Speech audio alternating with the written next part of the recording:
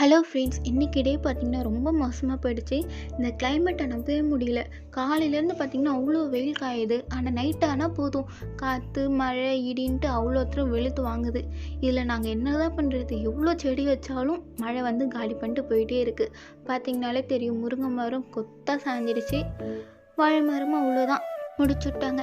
அதுக்கப்புறம் என்ன பண்ண முடியும்? எல்லாத்தையும் கட் பண்ணி தூக்கி தான் போட முடியும். எல்லாத்தையும் கட் பண்ணி போட்டுட்டு இருந்தாங்க. என் தம்பி தான் பாவம் ரொம்ப லோல் பட்டுட்டு இருந்தான். அப்பா அம்மா எல்லாம் ஹெல்ப் பண்ணிட்டு தான் இருந்தாங்க. ஒரு வாழை மரம் வந்து பார்த்தீங்கன்னா கல்பூரவள்ளி, அதுவும் விழுந்துடுச்சு. பார்த்தாலே தெரியும், கொலையாக விழுந்துடுச்சு. அதுக்கப்புறம் என்ன பண்ணுறது? வாழை மரத்தை கட் பண்ணி தூக்கி போட்டு தாரை மட்டும் எடுத்துட்டோம். என் தம்பி ரியாக்ஷன் பாருங்கள், முருங்கை விழுந்துடுச்சான். என்ன ரியாக்ஷன்! அதுக்கப்புறம் அப்பா கூட அவன் நிறைய ஹெல்ப் பண்ணிட்டு இருந்தான்.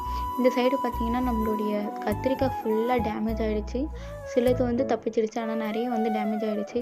இதில் மாமா வேற டேய் என்னடா மூஞ்சி இது, இதெல்லாம் வியாபாரம் ஆகாது, ஃபன் பண்ணிட்டு இருந்தார். அதுக்கப்புறம் பார்த்தீங்கன்னா என் தம்பி வந்து எக்ஸசைஸ் பண்ணுற பேரில் வழக்க ஒத்துக்கி வச்சு என்னமோ பண்ணிட்டு இருந்தான். ஆனால் அவனுக்கு அங்கே எலும்பு கூட தான் இருக்குன்ட்டு தெரியல. என்னதான் சாப்பிட்டாலும் அந்த பாடி அவனுக்கும் போட மாட்டேங்குது, எனக்கும் போட மாட்டேங்குது. அதுக்கப்புறம் பார்த்திங்கன்னா நிறைய முருங்கை வேஸ்ட் ஆகிடுச்சு. நிறைய வந்து தூக்கி தான் போட்டோம்.